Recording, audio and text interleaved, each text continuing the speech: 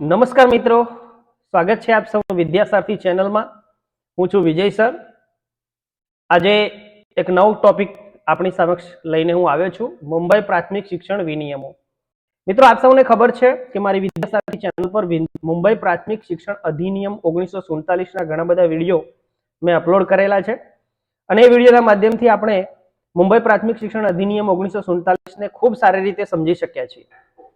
ઘણા બધા મિત્રોના કોલ અને કોમેન્ટ્સ પણ હતી કે મુંબઈ પ્રાથમિક શિક્ષણ વિનિયમો સમજાવો। તો આજે આપની સમક્ષ 1949માં થયેલા વિનિયમો લઈને આવ્યો છું। આપણને સૌને ખબર છે કે મુંબઈ પ્રાથમિક શિક્ષણ અધિનિયમ 1947માં કલમ નંબર 63 અન્વયે મુંબઈ સરકારે અને ત્યાર પછી 1969માં ગુજરાત સરકારે જે વિનિયમો કર્યા છે એ વિનિયમોને આપણે સમજવાના છે।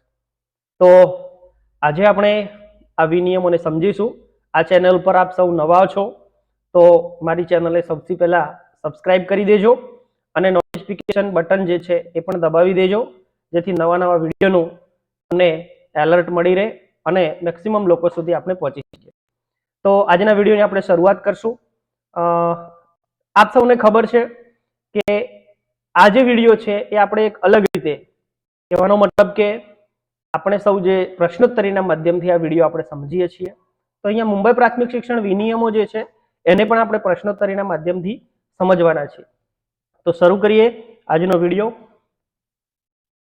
આજનો પહેલો પ્રશ્ન જે છે, મુંબઈ પ્રાથમિક શિક્ષણ વિનિયમો 1949 જે છે એ બીજા કયા નામથી ઓળખાય છે? બરાબર, આપણે એને મુંબઈ પ્રાથમિક શિક્ષણ વિનિયમો 1949 કહીએ છીએ, પરંતુ મિત્રો આ જે 1949 છે એ મુંબઈ સરકાર દ્વારા અસ્તિત્વમાં આવ્યા, પરંતુ ત્યારબાદ 1960ની અંદર જ્યારે ગુજરાત રાજ્ય અલગ અસ્તિત્વમાં આવ્યું ત્યાર પછી ગુજરાત સરકારે પણ મુંબઈ પ્રાથમિક શિક્ષણ અધિનિયમના અનુસંધાનમાં સુધારા નિયમો કરેલા છે। તો આ સુધારા નિયમો જે છે એ અહીંયા જુદા જુદા 4 ઓપ્શન આપેલા છે। મુંબઈ પ્રાથમિક શિક્ષણ ગુજરાત સુધારા નિયમો 1969। તો અહીંયા પહેલો ઓપ્શન જે છે એ સાચો છે, કારણ કે 1963ની અંદર મુંબઈ પ્રાથમિક શિક્ષણ અધિનિયમમાં સુધારા કરવામાં આવ્યા અને 1969ની અંદર ગુજરાતમાં એને લાગુ કરવા માટે વિનિયમો કરવામાં આવેલા છે। તો 1969 ઓપ્શન જે છે એ ઓપ્શન એ સાચો છે। મિત્રો, આપ સૌને ખબર છે કે અધિનિયમ એ એક્ટ છે, એ સંસદમાં અથવા તો વિધાનસભાની અંદર પસાર કરેલો હોય છે અને એના અનુસંધાને જે તે સરકાર યથાપ્રસંગ ગુજરાત સરકાર અથવા કેન્દ્ર સરકાર એના ચોક્કસ નિયમો કરે છે એને લાગુ કરવા માટે, તો એને વિનિયમો તરીકે અથવા તો નિયમો તરીકે ઓળખાય છે। એટલે મુંબઈ પ્રાથમિક શિક્ષણ વિનિયમો આવા જ વિનિયમો છે, 1947 એક્ટના અનુસંધાને થયેલા વિનિયમો છે। ત્યાર પછીનો પ્રશ્ન છે કે મુંબઈ પ્રાથમિક શિક્ષણ વિનિયમો 1949 ક્યારથી અમલમાં આવ્યા? બરાબર, અહીંયા જુદા જુદા 4 ઓપ્શન આપેલા છે। 1 એપ્રિલ 1949, 26 જાન્યુઆરી 1948, 16 માર્ચ 1949, 28 સપ્ટેમ્બર 1948। મિત્રો, આ જુદી જુદી તારીખો જે છે ને એ તારીખો એવી રીતે આપેલી છે જેમાં કોઈ ને કોઈ એક્ટ અથવા નિયમ અસ્તિત્વમાં આવેલો છે। એમાં 1947ના એક્ટની પણ વાત છે, ત્યાર પછી ગુજરાત માધ્યમિક અને ઉચ્ચતર માધ્યમિક શિક્ષણ અધિનિયમ 72ની વાત છે, 74ની વાત છે। આ બધી તારીખો આપણે યાદ રાખવાની છે, પરંતુ અહીંયા મુંબઈ પ્રાથમિક શિક્ષણ અધિનિયમ વિનિયમો 1949 જે છે એ 1 એપ્રિલ 1949ના રોજ અસ્તિત્વમાં આવેલા છે। આવો પ્રશ્ન પણ પરીક્ષાની અંદર પૂછાઈ શકે છે। ત્યાર પછીનો પ્રશ્ન છે કે મુંબઈ પ્રાથમિક શિક્ષણ વિનિયમો 1949માં કેટલા પ્રકરણ અને કેટલા નિયમો છે? બરાબર છે મિત્રો, અધિનિયમ એટલે કે એક્ટ હોય તો એમાં પ્રકરણ અને કલમો હોય છે, જ્યારે એ અધિનિયમના આધારે કોઈ વિનિયમો કરવામાં આવેલા હોય તો એમાં નિયમો હોય છે। તો અહીંયા જે નિયમો છે એ 11 પ્રકરણ અને 201 નિયમો, બરાબર છે। અહીંયા જુદા જુદા નીચે બી ઓપ્શનમાં આપણે 11 પ્રકરણ અને 71 કલમો જે છે એ 1947ની છે, 23 પ્રકરણ અને 127 નિયમો ગ્રાન્ટ ઇન એડ કોડ 1964ના છે, 7 પ્રકરણ અને 44 નિયમો એ ગુજરાત માધ્યમિક અને ઉચ્ચતર માધ્યમિક શિક્ષણ વિનિયમો 1974ના છે। એટલે આવા ઓપ્શનો પણ અંદર આવી શકે છે, પરંતુ અહીંયા 11 પ્રકરણ અને 201 નિયમો જે છે એ વિનિયમો 1949ના છે, એટલે સાચો છે। ત્યાર પછીનો બીજો પ્રશ્ન છે કે મુંબઈ પ્રાથમિક શિક્ષણ વિનિયમ 1949 જે છે એ અધિનિયમની કઈ કલમ હેઠળ કરવામાં આવે છે? મિત્રો, આપણને ખબર છે કે કોઈ પણ એક્ટ હોય તો એક્ટમાં એક જોગવાઈ હોય છે કે એ કલમના આધારે સરકાર જે છે એ વિનિયમો કરી શકે છે। અહીંયા મુંબઈ પ્રાથમિક શિક્ષણ અધિનિયમની 1947 માં 63મી કલમ એવી છે કે એમાં રાજ્ય સરકારને સત્તા આપવામાં આવેલી છે કે પોતાની રીતે નિયમો કરી શકે છે. એટલે અહીંયા નિયમ કલમ નંબર 63માં એવી જોગવાઈ છે કે એના આધારે ગુજરાત સરકારે અહીંયા શું કર્યું છે, જે તે સમયે મુંબઈ સરકારે અને ત્યાર પછી ગુજરાત સરકારે એ વિનિયમો કરેલા છે. અહીંયા 1949 ની વાત છે ત્યારે મુંબઈ સરકારે 1947 કલમ નંબર 63 અન્વયે જે છે એ અહીંયા કરવામાં આવે છે. આવા પ્રશ્નો પૂછાઈ શકે. ત્યાર પછીનો પ્રશ્ન છે કે સ્કૂલ બોર્ડની રચના કઈ અનુસૂચિ મુજબ કરવામાં આવશે. મિત્રો અહીંયા કલમ 3 થી આપણે લીધું છે, બરાબર છે. પ્રકરણ પહેલા પ્રકરણમાં ટૂંકી સંજ્ઞા અને વ્યાપ્તિ છે, એને આપણે રિપીટ કરતા નથી કારણ કે 1947 નો જ્યારે એક્ટ આપણે ભણ્યા ત્યારે આપણે તમામ એની જે વ્યાખ્યાઓ છે, ટૂંકી સંજ્ઞા છે, એની ચર્ચા આપણે કરી છે. અહીંયા જરૂર લાગશે તો હું વચ્ચે વચ્ચે ચર્ચા કરતો જઈશ, પરંતુ સ્કૂલ બોર્ડની રચનાનું જે પ્રકરણ છે એ પ્રકરણથી આપણે શરૂ કરીને ચર્ચા કરવાના છીએ. તો સૌથી પહેલા કહી દઈએ કે સ્કૂલ બોર્ડ એટલે શું. સ્કૂલ બોર્ડની વ્યાખ્યા જે છે એ અધિનિયમની આપણે ચર્ચા કરી વખતે કરી હતી, છતાં પણ કહી દઉં કે સ્કૂલ બોર્ડ એટલે હાલમાં જિલ્લા પંચાયતની અંદર જિલ્લા શિક્ષણ સમિતિ જે અસ્તિત્વમાં છે એને આપણે સ્કૂલ બોર્ડ કહીશું, બરાબર. મ્યુનિસિપલ વિસ્તારમાં મ્યુનિસિપલ સ્કૂલ બોર્ડ અને જિલ્લા પંચાયત વિસ્તારમાં જિલ્લા સ્કૂલ બોર્ડ. બીજો એક શબ્દ આપણો આવશે આગળ અને એ શબ્દ છે જિલ્લા લોકલ બોર્ડ, એટલે જિલ્લા પંચાયત, જે તે વિસ્તારની જિલ્લા પંચાયત. અને ત્રીજો એક શબ્દ આવશે અધિકૃત નગરપાલિકા. તો મિત્રો કેટલીક નગરપાલિકાઓ જે છે એ સરકાર હસ્તક એનો વહીવટ ચાલે છે, એમાં શાસન અધિકારીથી વહીવટ થાય છે. એવી કેટલીક નગરપાલિકાઓ છે, એ નગરપાલિકાઓને આપણે અધિકૃત નગરપાલિકાઓ કહીશું. એટલે આ 3 શબ્દો આપણે યાદ રાખીશું. હવે સ્કૂલ બોર્ડની રચના કઈ અનુસૂચિ મુજબ કરવામાં આવશે, બરાબર. તો અહીંયા લખ્યું છે કઈ અનુસૂચિ. મિત્રો આ જે વિનિયમો છે, વિનિયમોને અંતે કેટલીક અનુસૂચિઓ આપેલી છે, ક ખ ગ ઘ એવી અનુસૂચિઓ આપેલી છે. આપણે એ પણ યાદ રાખવી પડશે કે ક અનુસૂચિ જે છે એમાં શું છે, ખ માં શું છે, એ આપણે યાદ રાખીશું. આગળ જેમ જેમ પ્રશ્નો આવતા જશે એને આપણે સમજતા જઈશું. પરંતુ અહીંયા સ્કૂલ બોર્ડની વાત છે કે સ્કૂલ બોર્ડની રચના જે છે ને એ ક માં દર્શાવ્યા પ્રમાણે કરવામાં આવશે. અનુસૂચિ ક શાની છે, તો સ્કૂલ બોર્ડની રચના કરવા માટેની. ત્યાર પછીનો પ્રશ્ન છે કે સ્કૂલ બોર્ડના સભ્યપદ માટે નીચે પૈકી કઈ લાયકાતો હોવી જોઈએ. મિત્રો મુંબઈ પ્રાથમિક શિક્ષણ 1949 જે લખ્યું છે એ એઝ ઇટ ઇઝ મેં અહીંયા લખ્યું છે, કારણ કે પરીક્ષાની અંદર મારો અનુભવ છે કે એની અંદર જે આપ્યું છે એ જ પૂછાય છે. અને એવું પણ પૂછાય છે કે મુંબઈ પ્રાથમિક શિક્ષણ વિનિયમો 1949માં દર્શાવ્યા મુજબ સભ્યપદ માટે નીચે પૈકી કઈ લાયકાતો હોવી જોઈએ. તો એ લખ્યું છે પહેલું કે પ્રાથમિક શાળાની પ્રમાણપત્ર પરીક્ષા, મેટ્રિક્યુલેશનની અથવા માધ્યમિક શાળાંત પ્રમાણપત્ર પરીક્ષા પાસ કરી હોય તો એ સ્કૂલ બોર્ડનો સભ્ય બની શકે. બીજું કે દ્વિતીય વર્ષ શિક્ષણ પ્રમાણપત્ર પરીક્ષાને સમકક્ષ અને તેનાથી વધારે કોઈ ઉચ્ચ કક્ષાની શૈક્ષણિક લાયકાતો હોય તો પણ એ સભ્યપદ માટે લાયક છે. એટલે ઉપરોક્ત તમામ વિકલ્પો જે છે એ સાચા છે. એટલે ડી વિકલ્પ સાચો છે. 3 વિકલ્પો સાચા છે. આ વસ્તુ મુંબઈ પ્રાથમિક શિક્ષણ અધિનિયમ 1947 ની અંદર પણ આપેલી છે. ત્યાર પછીનો પ્રશ્ન છે કે મુંબઈ પ્રાથમિક શિક્ષણ વિનિયમો 1949 મુજબ સ્કૂલ બોર્ડના સભ્યપદ માટે પ્રાથમિક શાળાના પ્રમાણપત્ર પરીક્ષા કરતા ઊંચી કક્ષાની કઈ પરીક્ષાઓ, બરાબર, બીજી ઊંચી કક્ષાની કેટલીક પરીક્ષાઓ છે એની ચર્ચા પણ આની અંદર સ્કૂલ બોર્ડોની રચના જે છે એની અંદર કરેલી છે. તેમાં લખ્યું છે કે સરકાર વખતો વખત જાહેર કરે તેવી માન્ય કરેલી યુનિવર્સિટીની મેટ્રિક્યુલેશન પરીક્ષાને મળી આવતી ગુજરાત અને તિલક વિદ્યાપીઠની પરીક્ષાઓ, બરાબર છે. એટલે ગુજરાત અને તિલક વિદ્યાપીઠની પરીક્ષાઓ જે તે સમયે સરકારે માન્ય કરેલી. ગુજરાત વિદ્યાપીઠ અધ્યાપન મંદિરના પ્રાથમિક શિક્ષકો માટેની ટ્રેનિંગ સર્ટિફિકેટ પરીક્ષા એ પણ માન્ય છે. શ્રીમતી નાથીબાઈ ઠાકરસિંહ મહિલા યુનિવર્સિટી, જેને આપણે SNDT કહીએ છીએ, એની બધી પરીક્ષાઓ માન્ય છે.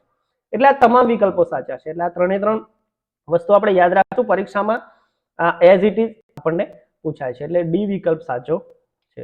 ત્યાર પછીનો પ્રશ્ન છે કે સ્કૂલ બોર્ડના સભ્યોની ચૂંટણી કયા ક્રમમાં કરવામાં આવશે, બરાબર છે. સ્કૂલ બોર્ડના સભ્યોમાં કયા કયા સભ્યો હોઈ શકે એ 1949માં આપણે જોયું છે, પરંતુ એની ચૂંટણી જે કરવાની છે અનુસૂચિ આગળ આવશે, એની ચૂંટણી કરવાની છે. એમાં પહેલા ક્રમમાં કોણ હશે? અનુસૂચિત જાતિઓ અને આદિજાતિઓના જે પ્રતિનિધિઓ છે. તો આપણને ખબર છે કે સ્કૂલ બોર્ડની રચનામાં 12 થી 16 સભ્યો હોય છે, ઓછામાં ઓછા 12 અને વધુમાં વધુ 16 સભ્યો. એમાં 2 થી 3 સભ્યો જે છે એ અનુસૂચિત જાતિઓ અને આદિજાતિઓના પણ હોય છે. એટલે પહેલી ચૂંટણી કરવામાં આવશે. બીજા નંબરની ચૂંટણી જે છે મેટ્રિક્યુલેશનની અથવા દ્વિતીય વર્ષ શિક્ષણ પ્રમાણપત્ર પરીક્ષા પાસ કરી હોય એવી વ્યક્તિઓ, બરાબર, અથવા તો બીજી કોઈ સમકક્ષ પરીક્ષા હોય એનાથી વધારે ઉચ્ચ કક્ષાની શૈક્ષણિક લાયકાતો ધરાવતી જે વ્યક્તિઓ છે એની ચૂંટણી કરવામાં આવશે. અને ત્રીજા ક્રમમાં જે છે અનઅધિકૃત નગરપાલિકાઓના કોઈ પ્રતિનિધિઓ હોય તેમના સિવાયના ચૂંટાવાના બાકી હોય ને એવા સભ્યોની ચૂંટણી આપણે કરશું. એટલે આ ક્રમમાં સ્કૂલ બોર્ડના સભ્યોની ચૂંટણી કરવામાં આવશે. એટલે ઉપરોક્ત તમામ વિકલ્પો સાચા છે. વિકલ્પ ડી જે છે એ સાચો છે. ત્યાર પછીનો પ્રશ્ન છે કે સ્કૂલ બોર્ડના સભ્યોની ચૂંટણી કઈ અનુસૂચિ અનુસાર કરવી જોઈશે. બરાબર, મેં અનુસૂચિઓની વાત કરી એમાં સ્કૂલ બોર્ડના સભ્યો માટે સ્કૂલ બોર્ડની રચના માટે ક અનુસૂચિત ક હતી અને અહીંયા સ્કૂલ બોર્ડના સભ્યોની ચૂંટણી માટે કઈ અનુસૂચિ છે ગ. એટલે અનુસૂચિ ગ જે છે એ આપણે યાદ રાખશું. ત્યાર પછીનો પ્રશ્ન છે કે સ્કૂલ બોર્ડના ચૂંટાયેલા સભ્યોના નામો નીચે પૈકી કોને મોકલી આપવા જોઈશે. સ્કૂલ બોર્ડના સભ્યોની ચૂંટણી થઈ જાય તો એ જે ચૂંટાયેલા સભ્યો છે એ એના નામો જે છે એ કોને મોકલવા પડે. તો પહેલો ઓપ્શન છે જિલ્લા લોકલ બોર્ડ કે અધિકૃત નગરપાલિકાના પ્રમુખને આને મોકલવા પડે. બરાબર છે, લોકલ બોર્ડ એટલે કે જિલ્લા પંચાયતના પ્રમુખ, અધિકૃત નગરપાલિકાના પ્રમુખ, જિલ્લા કલેક્ટરને પણ મોકલવા જોઈશે, શિક્ષણ નિરીક્ષકને પણ મોકલવા મળશે અને નિયામક એટલે કે શિક્ષણ નિયામકને પણ મોકલવા પડશે. એટલે સ્કૂલ બોર્ડ એટલે કે જિલ્લા શિક્ષણ સમિતિમાં ચૂંટાયેલા જે સભ્યો છે એના નામો છે એ આ ત્રણે લોકોને આપણે મોકલવા પડશે. એટલે ઉપરોક્ત તમામ વિકલ્પો જે છે એ સાચા છે. મિત્રો, પ્રશ્નની અંદર આમાંથી કોઈ એકાદ પૂછાય અને બીજા અન્ય વિકલ્પો હોય તો પણ આપણે યાદ રાખીશું લોકલ બોર્ડ અને અધિકૃત નગરપાલિકાના પ્રમુખ, જિલ્લા કલેક્ટર, શિક્ષણ નિરીક્ષક અને નિયામક, આટલા લોકોને આપણે ચૂંટાયેલા સભ્યના નામો મોકલવાના હોય છે. ત્યાર પછીનો પ્રશ્ન છે કે સ્કૂલ બોર્ડના સભ્ય તરીકે ચૂંટાયેલા આવેલા વ્યક્તિઓના નામો કયા નમૂના મુજબ મોકલવામાં આવશે. બરાબર છે, પરિશિષ્ટ અહીંયા આપેલા છે. અનુસૂચિ અને પરિશિષ્ટ એ અલગ અલગ છે. એટલે પરિશિષ્ટ કમાં આપેલો જે નમૂનો છે ને એના અનુસાર ચૂંટાઈ આવેલા વ્યક્તિઓ જે છે એની જાણ અથવા તો એને મોકલી આપવામાં આવશે. આગળ આપણે જે કહ્યું જિલ્લા કલેક્ટરને, શિક્ષણ નિરીક્ષકને એ બધાને પરિશિષ્ટ કમાં દર્શાવેલા નમૂના મુજબ એ મોકલી આપવાના રહેશે. ત્યાર પછીનો પ્રશ્ન છે કે સ્કૂલ બોર્ડના કયા સભ્યોના નામ સરકારે રાજ્યપત્રમાં પ્રસિદ્ધ કરવા જોઈશે. સ્કૂલ બોર્ડના સભ્યોની ચૂંટણી થાય પછી એના નામો જે મોકલી આપવામાં આવેલા છે એ નામો જે છે રાજ્ય સરકાર એ ગેઝેટમાં પ્રસિદ્ધ કરશે. રાજ્યપત્ર એટલે ગેઝેટ. તો ગેઝેટમાં કોના કોના નામો પ્રસિદ્ધ કરવાના છે. બરાબર, તો ચૂંટાયેલા સભ્યો તમામ. બરાબર, પછી રાજ્ય સરકારે નિમેલા સભ્યો. આપણને ખબર છે કે રાજ્ય સરકાર દ્વારા નિમેલા સભ્યો, બરાબર, 2 થી 3 સભ્યોની નિમણૂક રાજ્ય સરકાર કરશે અને નિયુક્ત કરેલા સ્કૂલ બોર્ડના સભ્યો. એટલે આ ત્રણ પ્રકારના સભ્યો છે એમની યાદી જે છે એ ગેઝેટમાં પ્રસિદ્ધ કરવી પડશે. એટલે આ ત્રણેય વસ્તુ આપણે યાદ રાખશું. ત્યાર પછીનો પ્રશ્ન છે કે સ્કૂલ બોર્ડના કોઈ ચૂંટાયેલા સભ્યની ખાલી પડેલી જગ્યા વિશે નીચે પૈકી કોણે તરત જ જિલ્લા લોકલ બોર્ડ અથવા નગરપાલિકાના પ્રમુખને રિપોર્ટ કરવો જોઈએ. કોઈ સંજોગોમાં સ્કૂલ બોર્ડના સભ્યોની ચૂંટણી થયા પછી જગ્યા ખાલી પડે છે. બરાબર, તો ખાલી પડે છે તેનો રિપોર્ટ કરવો પડે. કોને રિપોર્ટ કરવો પડે? તો જિલ્લા લોકલ બોર્ડના પ્રમુખ અથવા યથાપ્રસંગ નગરપાલિકાના પ્રમુખને એનો રિપોર્ટ કરવો પડે. તો રિપોર્ટ કોણ કરશે? તો રિપોર્ટ મિત્રો સ્કૂલ બોર્ડના અધ્યક્ષ કરશે. બરાબર, જિલ્લા શિક્ષણ સમિતિના જે ચેરમેન આપણે જેને કહીએ છીએ, સ્કૂલ બોર્ડના અધ્યક્ષ એટલે હાલના સંજોગોમાં જિલ્લા શિક્ષણ સમિતિના ચેરમેન એ જે છે એ લોકલ બોર્ડના અધ્યક્ષ એટલે કે જિલ્લા પંચાયતના પ્રમુખને અને નગરપાલિકાના પ્રમુખને રિપોર્ટ કરશે. ત્યાર પછીનો પ્રશ્ન છે કે સરકારે નિમેલા અથવા નિયુક્ત કરેલા સ્કૂલ બોર્ડની સભ્યની ખાલી જગ્યા પડે તો કોણ રિપોર્ટ કરશે? આપણે પહેલામાં જોયું કે ચૂંટાયેલા સભ્યોની જગ્યા જો ખાલી પડે તો એ રિપોર્ટ જે છે એ સ્કૂલ બોર્ડના અધ્યક્ષ કરશે. પરંતુ રાજ્ય સરકારે 2 થી 3 જે સભ્યો નિયુક્ત કર્યા છે અથવા નિમ્યા છે એની જો જગ્યા ખાલી પડે તો સ્કૂલ બોર્ડના વહીવટી અધિકારીએ એનો રિપોર્ટ કરવાનો હોય છે. હવે સ્કૂલ બોર્ડના વહીવટી અધિકારી એટલે કોણ? બરાબર, તો સ્કૂલ બોર્ડના વહીવટી અધિકારી એટલે જિલ્લા પ્રાથમિક શિક્ષણ અધિકારી. આ વસ્તુ આપણે યાદ રાખીશું. કલમ 21 મુજબ જેની નિમણૂક કરવામાં આવેલી છે એવા વહીવટી અધિકારી એટલે જિલ્લા પ્રાથમિક શિક્ષણ અધિકારી, ડીપીઓ જેને આપણે કહીએ છીએ, એ તરત જ રાજ્ય સરકાર દ્વારા નિયુક્ત અથવા નિમેલા સભ્યની જગ્યા ખાલી પડે તો એ કોણ રિપોર્ટ કરશે? તો વહીવટી અધિકારી એનો રિપોર્ટ કરશે. ત્યાર પછીનો પ્રશ્ન છે કે સ્કૂલ બોર્ડની પહેલી બેઠક નીચે પૈકી કયા હેતુ માટે બોલાવવી જોઈશે? બરાબર, હવે સ્કૂલ બોર્ડની બેઠકો બોલાવવાની વાત છે. તો સ્કૂલ બોર્ડની પહેલી બેઠક મિત્રો અધ્યક્ષ અને ઉપાધ્યક્ષની ચૂંટણી કરવા માટે બોલાવવી પડશે. એટલે બીજા તમામ વિકલ્પો ખોટા છે, પરંતુ પહેલી બેઠકની અંદર અધ્યક્ષ અને ઉપાધ્યક્ષ નક્કી કરવાના હોય છે. બરાબર, તમામ સભ્યોની ચૂંટણી થઈ ગઈ, ચૂંટણી થયા પછી સરકારને રિપોર્ટ કરી દીધો, ગેઝેટમાં પણ જાહેર થઈ ગયા, અને ત્યાર પછી જ્યારે પહેલી બેઠક બોલાવવામાં આવે છે ત્યારે એ બેઠકની અંદર અધ્યક્ષ અને ઉપાધ્યક્ષની ચૂંટણી કરવાની હોય છે. સ્કૂલ બોર્ડની પહેલી બેઠક નીચે પૈકી કોણ બોલાવશે? હવે પહેલી બેઠક બોલાવવાની તો છે, પણ એ બેઠક કોણ બોલાવશે? બરાબર, તો એ બેઠક મિત્રો જિલ્લા લોકલ બોર્ડના પ્રમુખ એટલે કે જિલ્લા પંચાયતના પ્રમુખ બોલાવશે, અથવા યથાપ્રસંગ નગરપાલિકા હોય તો અધિકૃત નગરપાલિકાના પ્રમુખે બોલાવવી પડશે. એટલે આ બંને વિકલ્પો સાચા છે. એટલે ડી ઓપ્શન સાચો છે, ઉપરોક્ત તમામ સાચા છે. એટલે પહેલી બેઠક જિલ્લા પંચાયતના પ્રમુખ બોલાવે. ત્યાર પછીનો આગળનો પ્રશ્ન છે, સ્કૂલ બોર્ડની પહેલી બેઠક ક્યારે બોલાવવી જોઈએ? પહેલી બેઠક ક્યારે બોલાવવાની? તો પહેલી બેઠક જે છે એ સ્કૂલ બોર્ડના સભ્યોના નામો રાજ્યપત્રમાં પ્રસિદ્ધ થયા, બરાબર, એના પછી 21 દિવસ પહેલા બોલાવવી પડશે. બરાબર, અહીંયા જુદા જુદા ઓપ્શન આપેલા છે, 30 આપે છે, 15 દિવસ આપે છે, 10 દિવસ આપે છે. આમાં આપણે કન્ફ્યુઝન ન થાય એટલા માટે ખાસ યાદ રાખીએ કે રાજ્યપત્રમાં પ્રસિદ્ધ થઈ જાય પછી 21 દિવસથી મોડું ન થાય એના દિવસમાં, એટલે મેક્સિમમ 21 દિવસની મર્યાદામાં સ્કૂલ બોર્ડની પહેલી બેઠક કોણે બોલાવવી પડશે? સ્કૂલ બોર્ડના લોકલ બોર્ડના અધ્યક્ષે બોલાવવી પડશે. અધ્યક્ષ અને ઉપાધ્યક્ષની ચૂંટણી માટે બેઠક બોલાવવા અંગેની નોટિસની એક નકલ નીચે પૈકી કોને મોકલવી જોઈશે? હવે અધ્યક્ષ અને ઉપાધ્યક્ષની ચૂંટણી કરવાની છે, પહેલી બેઠક બોલાવવાની છે, બરાબર, તો જિલ્લા લોકલ બોર્ડના પ્રમુખ એ બેઠક બોલાવે છે, તો એક નકલ કોને મોકલવાની? બરાબર, તો એક નકલ જે છે એ અહીંયા લખ્યું છે કે જિલ્લા શિક્ષણ અધિકારીને પણ મોકલવાની છે. એટલે એક નકલ જિલ્લા શિક્ષણ અધિકારીને પણ મોકલવાની હોય છે. ત્યાર પછી જિલ્લા શિક્ષણ અધિકારી બેઠક બોલાવવા માટે પ્રમુખની સત્તા ક્યારે આપી શકશે? મિત્રો કોઈ વાર એવું પણ બને કે જિલ્લા શિક્ષણ અધિકારી એની અંદર પ્રમુખની સત્તા વાપરી શકે. તો એવા સંજોગો હોય કે 21 દિવસ, આપણે જોયું કે મેક્સિમમ 21 દિવસની મર્યાદામાં પહેલી બેઠક બોલાવવાની હોય છે, પરંતુ 21 દિવસમાં આ બેઠક બોલાવવામાં આવી ન હોય તો સત્તા વાપરી શકે, અને ચૂંટણીના હેતુ માટે ન બોલાવવામાં આવી, બરાબર, 21 દિવસની અંદર બોલાવવામાં આવી ન હોય, ત્યાર પછી અધ્યક્ષ અને ઉપાધ્યક્ષની ચૂંટણી કરવાના હેતુ માટે બોલાવવામાં આવી ન હોય ને, તો આ બંને સંજોગો ઉભા થાય તો જિલ્લા શિક્ષણ અધિકારી જે છે એ પ્રમુખની સત્તા વાપરી શકે છે. એટલે કે પ્રમુખની સત્તા મતલબ કે જે બેઠકમાં એ પોતે પ્રમુખ અથવા અધ્યક્ષ બની શકશે. સ્કૂલ બોર્ડની પહેલી બેઠકનું અધ્યક્ષ સ્થાન કોણ લેશે? સામાન્ય રીતે સ્કૂલ બોર્ડની પહેલી બેઠક જે છે કોણ બોલાવે છે? જિલ્લા લોકલ બોર્ડના પ્રમુખ, એટલે અધ્યક્ષ પણ એ જ બનશે, અને જો નગરપાલિકા હોય તો અધિકૃત નગરપાલિકાના પ્રમુખ એ સ્કૂલ બોર્ડના પહેલી બેઠકનું અધ્યક્ષ સ્થાન લેશે. એટલે આ બંને વિકલ્પો સાચા છે. ડી વિકલ્પ જે છે સાચો છે. સ્કૂલ બોર્ડની પ્રથમ બેઠકમાં અધ્યક્ષ સ્થાન લેનાર જિલ્લા લોકલ બોર્ડના અથવા અધિકૃત નગરપાલિકાના પ્રમુખને કયો અધિકાર રહેશે નહીં?